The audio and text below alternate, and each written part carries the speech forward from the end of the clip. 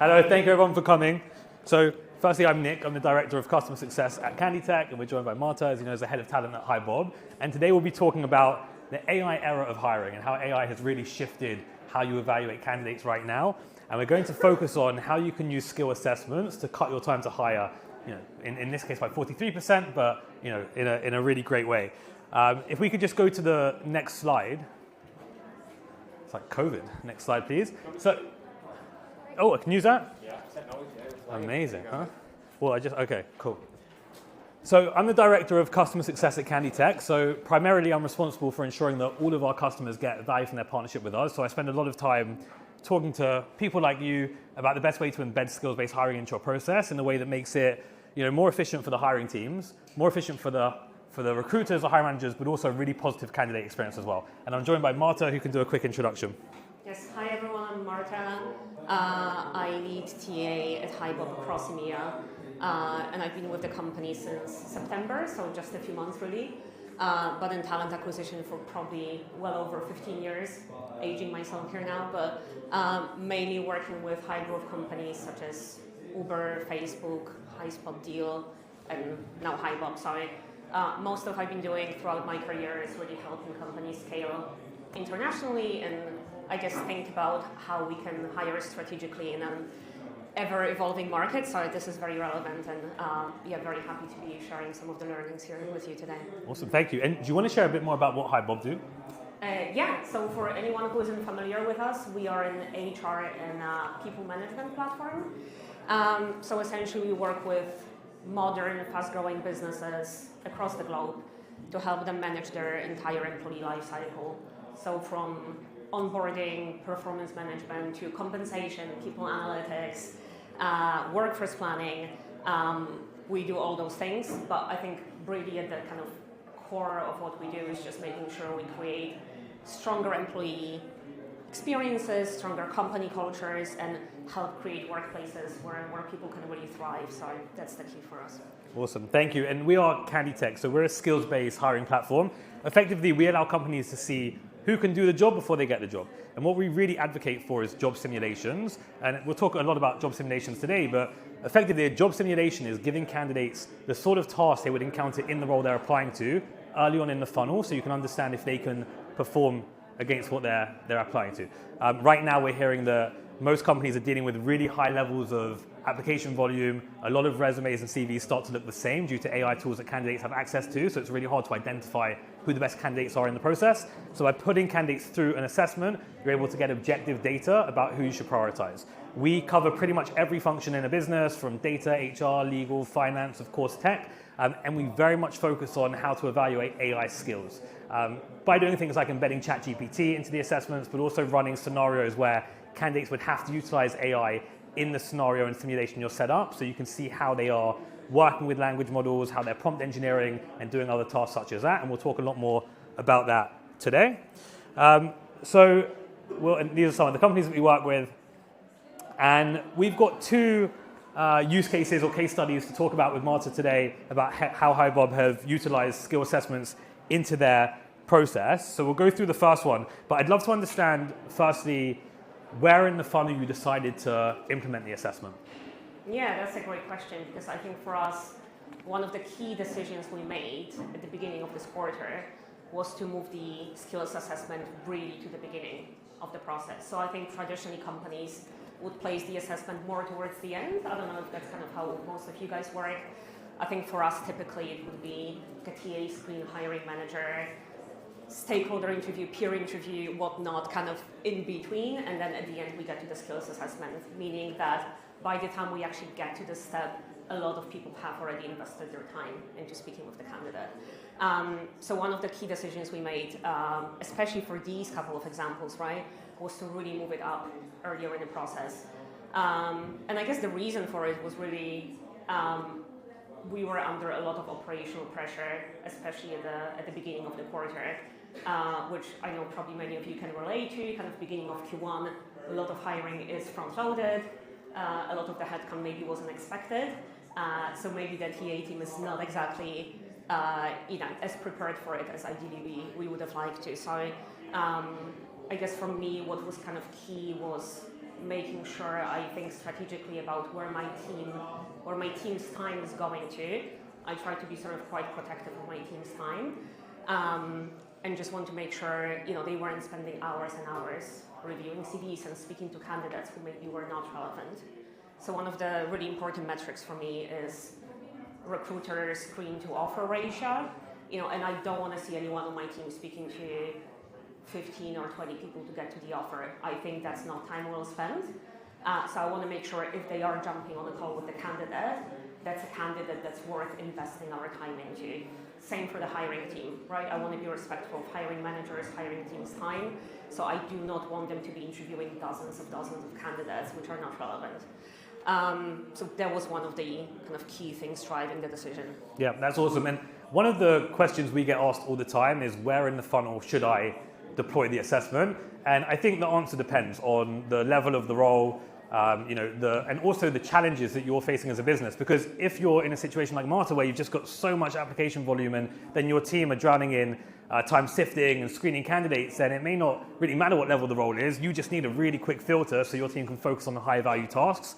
But what we always recommend doing is looking at exactly what the skills you're trying to hire, what the challenges that your team are facing are, and then figure out the best place to put the assessment. And that may be different for every role you're hiring for. So not every role, some roles may be just after the application, some after a recruiter screen, some may even be later in the process where the assessment is used more to create a work sample that your hiring teams can then use to guide the next stage interview with the candidate. So there's also different ways you can approach deploying an assessment into your process.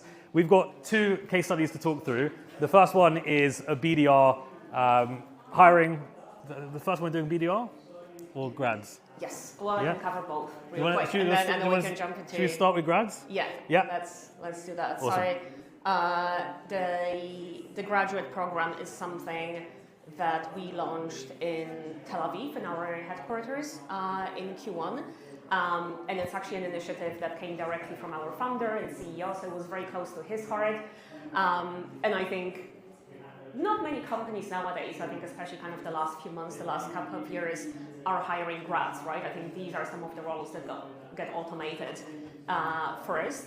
But he really wanted to make sure we create those opportunities for emerging talent. So long story short, the ask was to hire 14 grads in a very short span of time across all functions, basically across the entire company, from marketing, data, tech, AI roles. So this is really somewhere where we did need this extra support, and we needed to look sort of beyond our traditional processes. So we, in this particular scenario, we introduced the assessment after the TA screen. And the candidates, I think, was 58% who passed the assessment, then moved through the rest of the process. So as you can see here, there was quite a significant decrease in our time to hire, and I think that's really crucial, especially when it's sort of one of those very high visibility initiatives where you have the C-level kind of looking at it, and you are under this time pressure, but equally you want to make sure the quality of the hire is there. Yeah, awesome. And it'd be great if you could share what the feedback was that you received from the team once they'd gone through this process with the assessment and they saw the reduction in time to hire, and how they just experienced having the assessment deployed for the graduate hiring. Yeah, absolutely. And I think it's always kind of work in progress, right? When you do something like this for the first time, and you'll probably see some of the hiring managers are definitely way more open to the idea and way more on board. From some of them, you'll kind of get more resistance. But I think overall, the feedback was really strong. I mean, obviously the numbers speak for themselves, but I think for me, one of the key things was really seeing more confidence from hiring teams and hiring managers going into those conversations with candidates who had already gone through the assessment, because they knew the practical skills are there, right? The kind of must-have skills have already been confirmed, verified, right? So I would say that was the main thing. And I would say the second piece of feedback was kind of around, I guess, the diversity of candidates that you were seeing. So I think what this really helped us to do is widen the candidate pool. Ironically, right? Because we're speaking with fewer candidates, but I think the profiles can be quite different to what you would typically see running a traditional process. So we had candidates that looked very strong on paper, but didn't do that well in the assessment. and equally candidates that maybe we would have passed on before, right? But like really kind of blew us away in the assessment, and we gave them a chance to proceed in the process, and they got to the end or they got a role. So I think really having different profiles kind of coming through the process. Yeah, I love that. One of my favorite things about skills-based hiring generally is that it helps the hiring process become much more meritocratic. So you don't need to worry or focus too much on things like X amount of years experience with X tool, or previously worked in X sort of organization, because you can just put every candidate who is somewhat adjacent to what you're hiring for through an assessment and then allow their results to speak for themselves. So you're really opening up the pool. And what we hear a lot it's great to hear your feedback. What we hear a lot from customers is that they end up hiring someone who on paper they may not even have screened, because they just didn't meet those more rigid requirements earlier on in the funnel. So that's always really good to hear. We'll jump to the next case study, which is focused on the BDR hiring. Yes, so I think this one similarly was just driven by an unexpected business need. We had a lot of unexpected backfills and risk on our BDR team that was actually in the UK specifically. And we were asked to make 5 hires within 2 weeks, which typically would have been very hard to do. And just to give you the context, at least at that point in time, I had one team member looking after all of sales hiring in the UK. So it's not that I can now ask more recruiters to jump in and help with screening, because there is literally just one person doing that. And I cannot deprioritize sales management hiring or account executives or sales engineering, anything else. So it would have been physically impossible with the number of hours in a day for him to go through it by himself. So basically what we did in this scenario is actually put the assessment at the very beginning of the process. Some of them did speak with TA before the assessment, but for the most part, we just did not have the time to do that. So we put the assessment first, and then typically they kind of came to the assessment day, where we ran the rest of the process within 1 day on site, beginning to end. By the time they left the office, they had the offers extended. So as the result of that, actually we extended 5 offers on the day.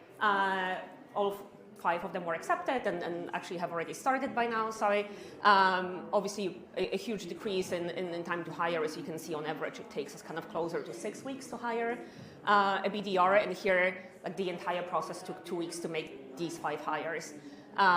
Which was, obviously these are revenue generating roles, so that's kind of critical for the company, for these seats to not sit empty. Awesome. It's also great to see how many stages you were able to remove from the process totally. So I think it was a 7-stage process, which reduced down to a 4-stage process. Yeah. One of the things that we speak to our customers about a lot, especially recently, probably more than 70% of the conversations I have today are around assessing for AI skills when you're hiring people. I know that within this assessment, you did have a few ways to assess their AI fluency. Would you mind speaking a bit more about how you achieved that for this role? Yeah, definitely. And it's actually something we've been introducing to most of the assessments, particularly for go-to-market positions. I would say for us, it's really more about seeing how the candidates would utilize AI within their typical workflows throughout the day, right? So let's say if one of the questions is you are a BDR at HiBob or you're an AE at HiBob, these are kind of the 5 tasks you have to complete today. Which ones would you use AI for, and in what way, and which ones you wouldn't? So I would say for me, it's really more about kind of seeing how they think about it, how they approach it, how they see the collaboration with AI, versus maybe like assessing a static knowledge. So it might be different for technical roles. In full transparency, tech is a very small part of what I cover. So it might be different where you actually are looking for those kind of hard skills. I would say for the others, for non-tech, my personal opinion is that it still kind of changes weekly, right? What AI fluency looks like for each of the kind of job families we hire for.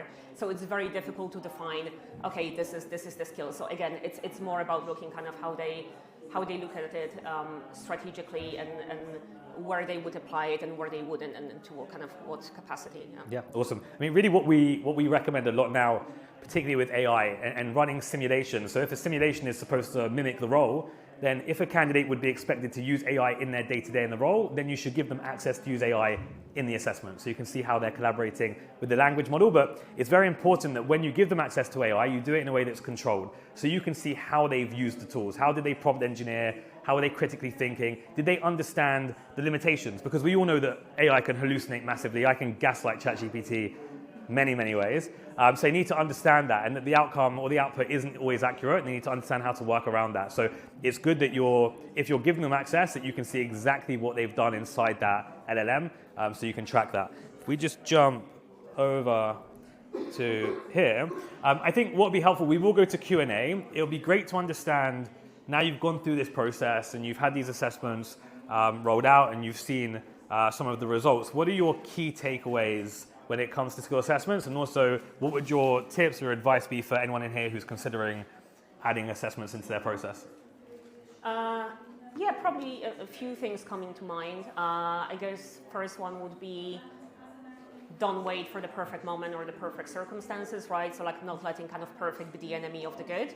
I think for us, these couple of scenarios, we had Canditech before. We probably weren't using kind of for all the roles that we could have been.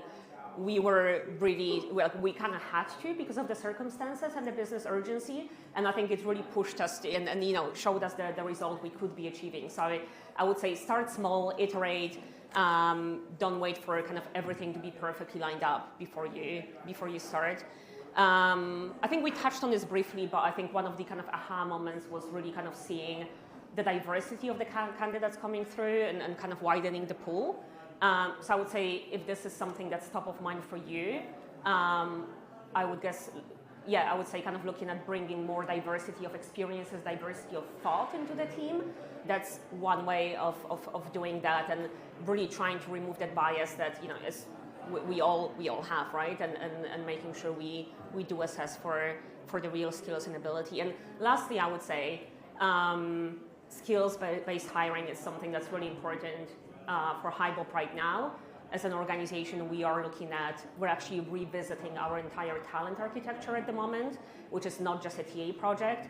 It's kind of co-owned by a few different teams internally. So we are looking at our entire talent frameworks, career pathing, making sure we know which skills are critical for each of the roles we hire for, and at what level of fluency, and what this might look like 6 months, 12 months, 18 months down the line. And this includes AI skills, which obviously is ever changing, but we're trying our best to have these predictions in place. So it's really critical for us to understand that we know what skills we're assessing for and when and how and by whom within the process, and not just for a TA, but to make sure the quality of hire is there and that this person will be successful with HiBob, hopefully for a very, very long time, even as they progress throughout the organization. So I would say if you're in a maybe slightly bigger company that does have kind of HR, organizational development teams, that you do see this as a kind of collaboration, right? So it's not just a TA effort, but you really think kind of holistically as to kind of what skills are needed in the organization and how you can work cross-functionally on making sure that they're set up for success in the company long term. Awesome. So we will go to Q&A. Firstly, can we just give a massive round of applause to Marta? Thank you. Secondly, I wouldn't be doing my job if I didn't share that we are offering a month free access to the Canditech platform for anyone who's been at IHR. Either just scan the QR code you see on the screen or come and find us. We're at booth 10, I think. You'll see us there, and we can get everything set up. And now we'll throw it out to Q&A. Yeah. Do you want the mic?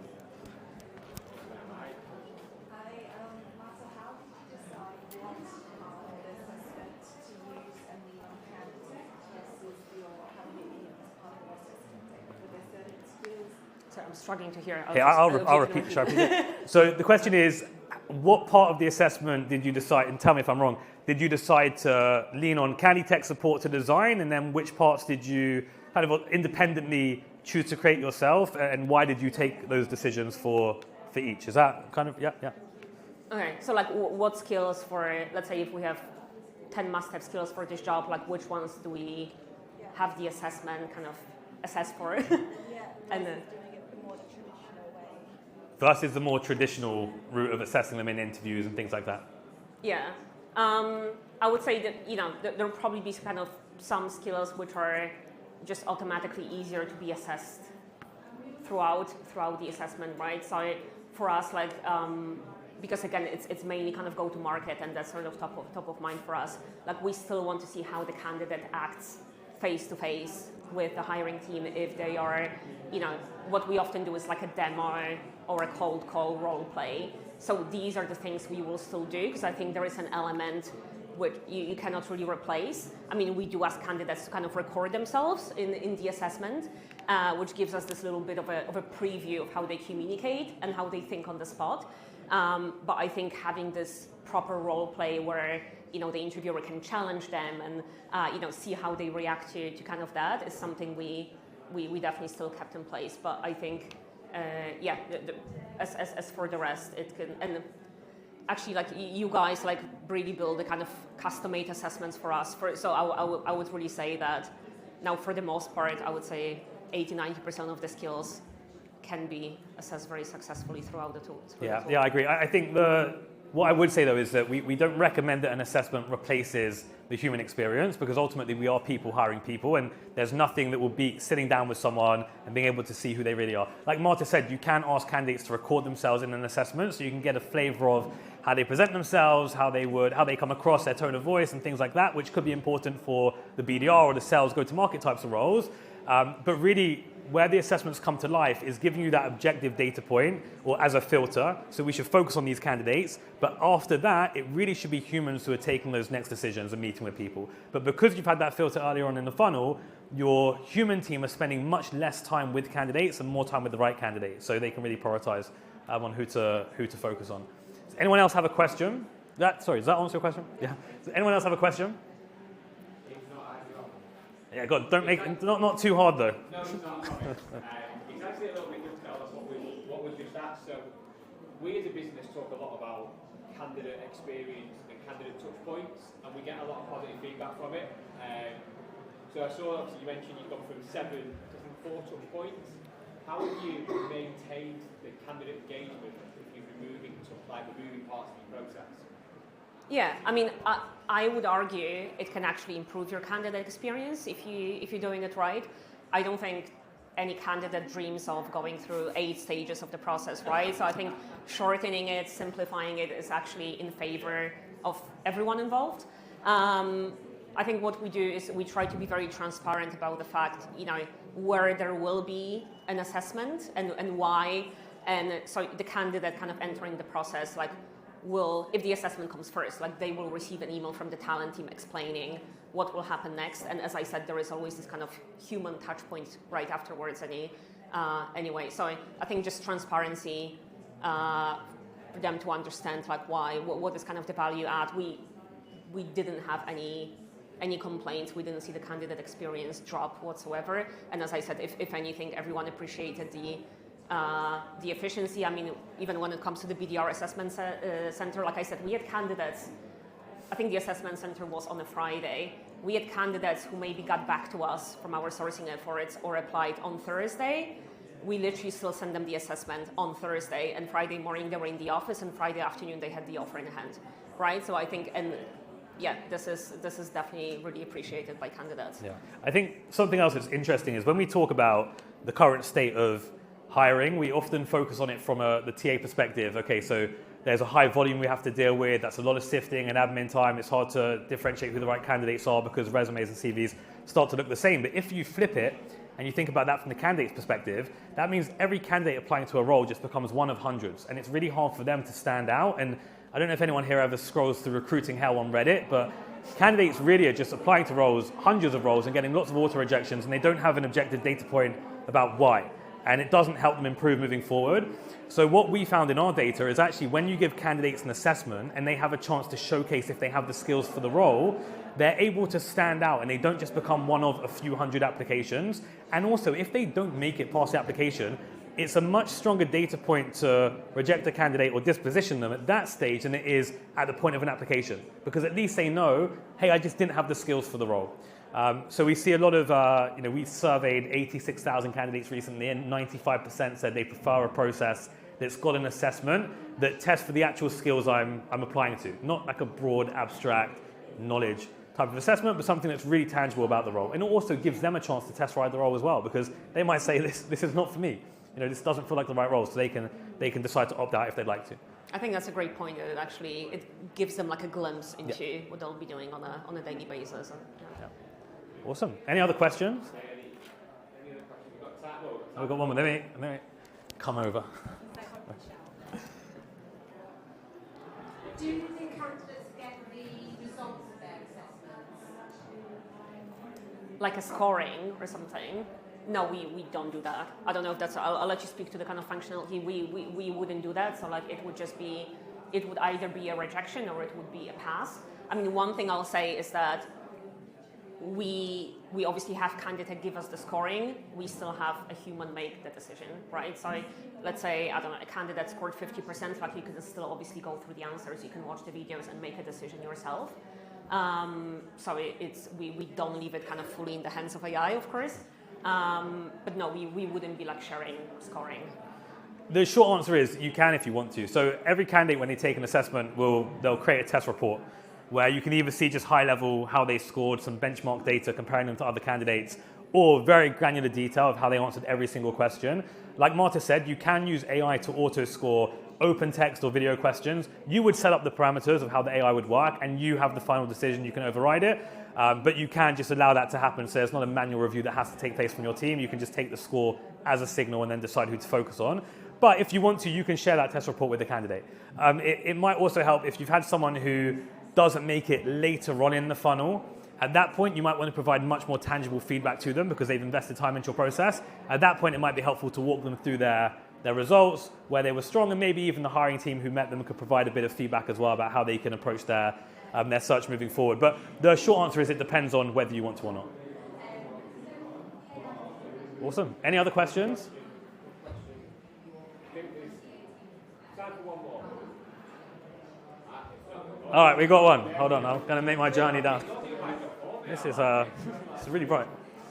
I feel like on X Factor when they like run over to people. When candidates are successful, then results change with their manager for future standards. Could you repeat? So great question, by the way. If the candidates are successful, would you share the test report or the assessment results with their manager so they can continuously track areas of development over time post-hire? That's a great question. I mean, I would say at least for these couple of cases, we actually had hiring managers have access to everything. So they wanted, some of them wanted to see it. I don't know if they viewed everything, but they did have access. And I would say most of them went through the assessments, particularly if on the day or kind of throughout the program, the candidate was kind of getting to the final rounds, they would definitely view it. I don't know, we don't have a sort of framework in place where, we made a hire, so now we will be sharing the assessment with the hiring manager. But I think that's a great idea to potentially incorporate it, and as you said, to how it can sort of influence their development. Yeah, we're seeing a couple of things happening right now. So one is that companies are actually continuing to assess candidates post-hire, so they can see the quality of hire over time and track areas for improvement. But something else that's happening now that's really interesting is that companies are not only using assessments for potential new employees, they're actually using them to evaluate broader skill sets across teams to identify skills gaps and then develop training programs around them, particularly, and more often than not, mainly for AI fluency. Because this technology is evolving so quickly at such pace, and you need to understand, firstly, do your team understand it right now? And you'll have certain people in your team who are just really interested in AI, so they spend a lot of time learning, privately, independently, and developing their skills, and other people who just don't really understand these tools. So by putting teams through these sort of AI fluency assessments, you can get a bit of a read of where do we need to structure our training and development. But also, some companies are also layering on top of that adaptability assessments as well, to understand, do these people have the ability to adapt as quickly as this technology is moving? So you don't only have to use skills-based assessments early in the funnel for new people, you can also use it continuously throughout onboarding and beyond, or to identify gaps for ongoing training and development. I think that was the last question. So firstly, thank you everyone for coming and listening to us. Enjoy the rest of IHR. Like I said, you can scan the QR code or come and see us at our booth. And once again, a huge round of applause for Marta.